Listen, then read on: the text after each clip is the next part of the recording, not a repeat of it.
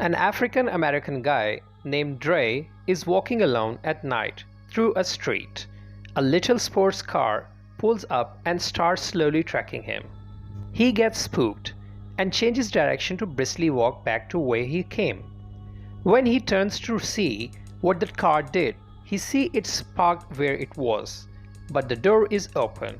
From out of nowhere, a man in a medieval helmet attacks this guy and drags his body to the car. Then we see Rose, who shows up to her photographer boyfriend Chris's apartment with pastries and coffee.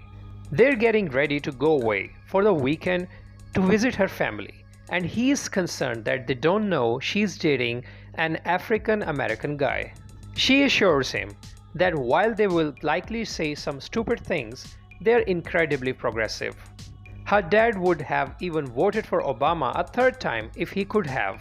He makes sure he is the only African American guy Rose has ever dated. She says he is, but is confident that her parents will be totally cool. On the ride to her parents' home, Chris goes for a cigarette, but Rose takes it and throws it out the window. Her parents would really frown on her dating a smoker. Chris calls his buddy Rod, a TSA agent, and reminds him to take care of his dog and not to feed him human food. Rod busts his balls about going to visit the white folk and says it a bad idea. He also flirts with Rose a little bit. Chris gets a little jealous and Rose thinks it's sweet. While they're deep in conversation and not entirely paying attention to the road, a deer darts out in front of the car and is hit. They pull over to investigate and call the police. The police show up and ask what they are doing in their area. Rose tells them that they are visiting her family. The officer asks to see Chris's ID, but Rose steps in and says that because he wasn't driving, there's no need for that. The officer lets them go, and Chris tells Rose that it was hot. Chris and Rose arrive at her parents' home. Her dad, Dean, is a neurosurgeon who, yes, would have voted for Obama a third time if he could have. Her mom, Missy, is a strangely cold hypnotherapist. She offers to cure Chris of his nicotine addiction through hypnosis, but he doesn't feel cool with people tooling around in his head. The Armitage also have two African American helpers. There's Walter, the groundkeeper, and Georgina, the maid. Dean acknowledges that it looks bad. Two wealthy white people having two helpers who are African American. But they were hired to take care of his parents, and Dean would have felt bad letting them go. There's definitely something off about both Walter and Georgina. They have a definite stiff Stepford artificial politeness about them. Dean gives Chris a tour of his house and shows him old family photos. His dad was bait out by Jesse Owens to compete in the Olympics in front of Hitler. And while that was sad for his dad, it was still great to have Hitler's Aryan idealism proven wrong. He tapes on the basement door and says it's closed off due to black mold. There is also a picture of Rose's brother, who will be joining them later. He's a surgeon like his dad, but he went through a rough patch. The family gets together for afternoon tea. Missy asks about Chris's parents. His dad left when he was young, and his mom was hit by a car when he was 11. Georgina sort of short circuits while pouring tea, and Missy tells her to go lay down and get some rest. The Armitages tell Rose that they're having their big party tomorrow. She is surprised and they remind her that it's the same day every year. Rose's brother Jeremy arrives. He's an aggressive rich kid. That night, the family has dinner and a drunk Jeremy starts talking to Chris about MMA fighting. He says that because Chris comes from a hearty stock, he'd be a natural. He wants to spar, but Chris says that he has rules about play fighting with drunks. Dean and Missy tell Jeremy that maybe it's time for him to go to bed. Chris and Rose retire to their room, where she apologizes for her family, and they go to sleep. In the middle of the night, Chris gets up and decides to sneak out for a cigarette. While outside, he sees something in the distance charging him. It's Walter. He heads straight for Chris, but makes a sharp turn at the last moment and runs off in another direction. Inside the house, Georgina is staring out a window. It turns out she's looking at her own reflection, not Chris. She adjusts her hair and Chris decides to head back inside. Before Chris can make it back to his room, Missy turns on a light and startles him. She tells him that smoking is a bad habit and offers again to help. He sits down and mocks the notion of hypnotism, unaware of the fact that she is slowly hypnotizing him while using her teaspoon as a focus object. She takes him back to when he was 11 on the night his mom died. She didn't come home from work and he was too scared to do anything about it. He was afraid that if he called the police, it would make it real. So he just sat there watching television nervously. Present day, Chris is doing the same thing, digging his nail into the arms of his chair. She tells him to sink, and 11 years old Chris sinks into his bed, while present day Chris sinks into blackness, seeing himself a Missy far above. His consciousness has left his body, while his body is still paralyzed in his chair. He wakes in the morning and checks his phone. Rod has sent Chris a picture of him pretending to give his dog a beer. His battery is low, so he plugs it in. Chris tells Rose that he thinks maybe her mom hypnotized him last night. He has vague recollections of the evening. The Armitage wealthy friends start to show up for the big party. It's mostly older white people who say a lot of inappropriate things to Chris, like how he has a good build. Because Tiger Woods golf, he must have a good swing too. Are African American guys better in bed, etc. Chris sneaks off and finds a blind man named Jim Hudson, who says that all the people at the party are ignorant. He's an art dealer and Chris is well aware of who he is. Jim says that he is a fan of Chris's work. He recognizes the irony of a blind art dealer, but tells him that he has a really good assistant who is great of describing pieces. He envies Chris's eye. He himself tried photography, but was never very good at it. Chris goes back in mingling with the guest and discovers another African American guy. It's a young guy about his age. Chris tries to bond with him, who is introduced as Logan, the husband of a white woman, clearly way older than him. But he too is stiff and unnatural like Walter and Georgina. A sharp eye will notice that this man is Dre from the opening of the story. There's something about him that seems familiar to Chris though. Chris decides to check in with Rod again. When he returns to his phone, he finds it unplugged again. He plugs it in and calls Rod to tell him everything that's been going on. Rod tells him that white people love to have slaves and he needs to get out of there. Rose finds Chris and he tells her how weird everything is and that his phone was unplugged again. She tells him he's just being paranoid because he's in an uncomfortable situation. He agrees and she leaves. Rod tells Chris to take a picture of the African American guy and he'll see if he remembers him. As Chris is about to leave, he's blocked by Georgina, who apologizes for unplugging his cellular phone. She was dusting the nightstand and lifted it up. That's when it came unplugged and she didn't want to mess with it further. He says that it's fine and hopes that he didn't mean to snitch on her. She doesn't understand, so he clarifies that he doesn't want to get her in trouble. Tattletale, she responds with showing she understands now and lets out a single tear while telling him that the Armitages treat her like a family. She turns and quickly leaves. Chris goes back outside and tries to discreetly take the familiar African American man's picture with his cell phone, but has forgotten to turn off the flash. As soon as his phone flashes, the man changes. He goes from overly prim and proper to raving. His nose starts bleeding and he jumps at Chris, telling him, "Get out. Get out while you still can." Rose is freaked out now too. She asks her dad what happened and he explains that the flash just caused the man to have seizure. The man comes out and apologizes for upsetting everyone and says he must return home.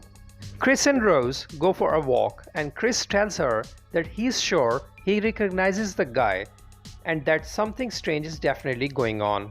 She agrees. that did not seem like a Caesar at all. Dean says it's time for sparklers and bingo and asks Chris and Rose to join.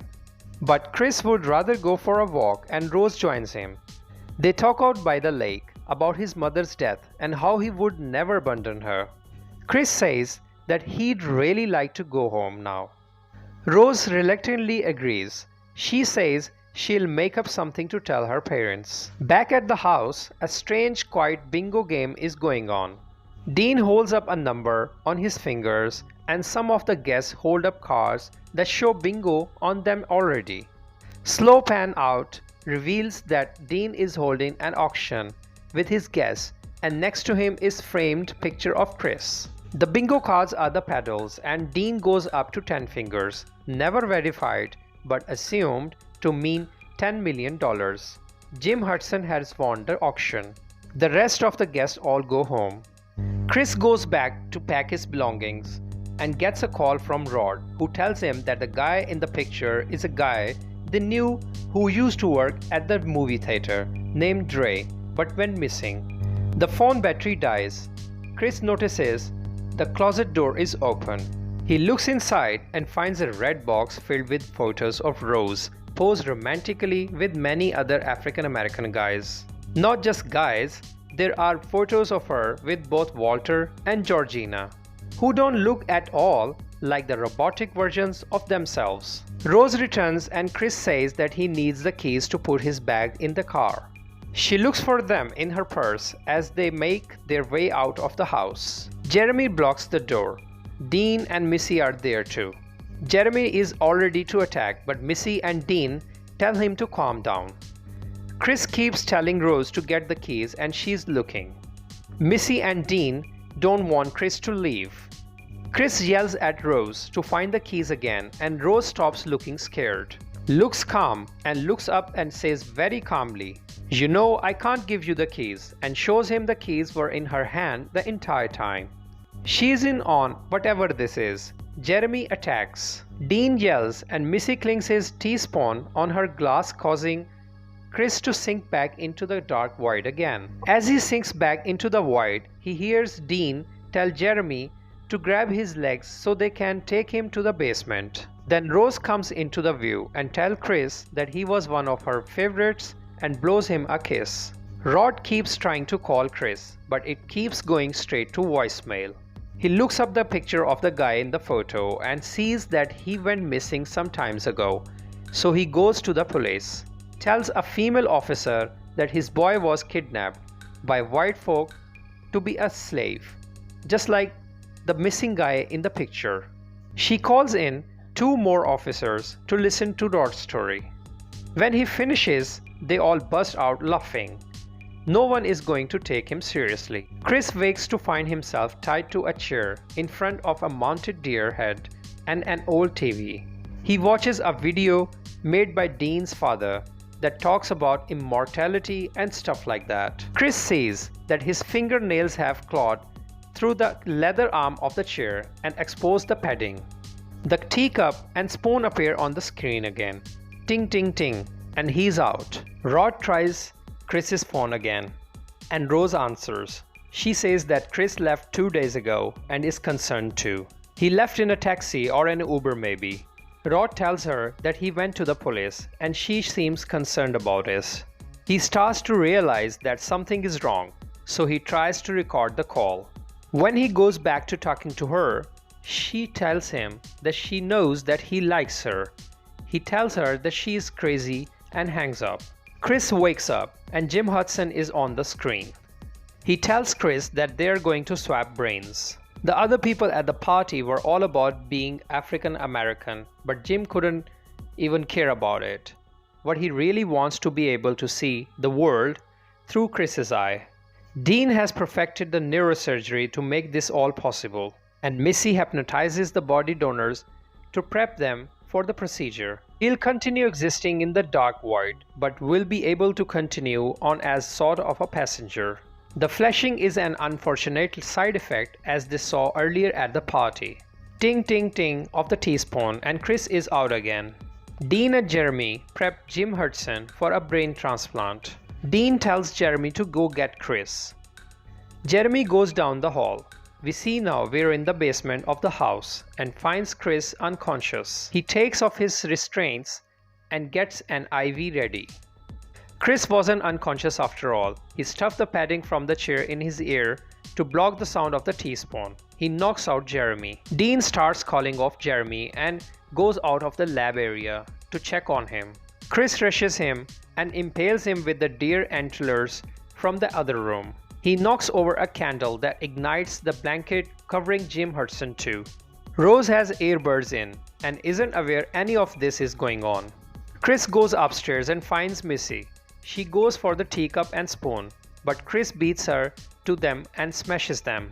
Instead, she attacks him with a knife, but he turns it on her and stabs her. Chris goes for a front door again, but Jeremy has returned and puts him in a chokehold.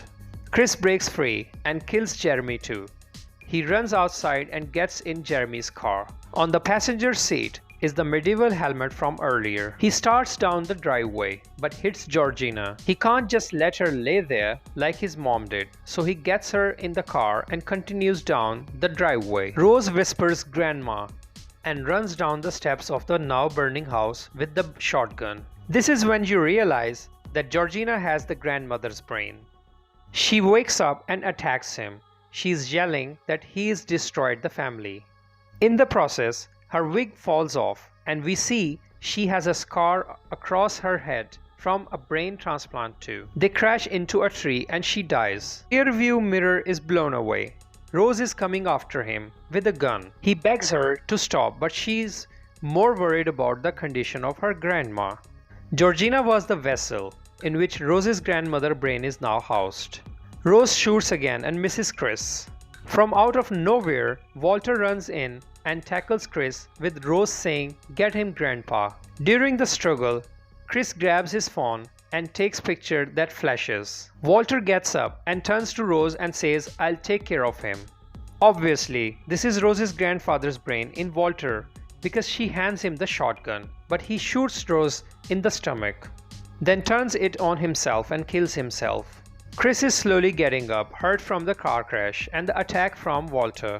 He sees that Rose is still alive and is trying to get the gun. He moves the gun and crawls over on top of her and begins to choke her. She starts saying "I love you" while being choked and starts to grin because he is getting too upset to go through with it.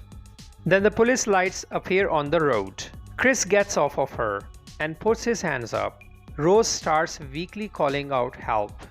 The car door opens and is revealed to be a TSA patrol car. It's Rod. Chris gets in the car and Rose finally succumbs to her wounds. After a moment of silence, Rod tells him, "Man, I told you not to go in that house." They drive off with Rod staring out into the darkness. And this is how the story ends.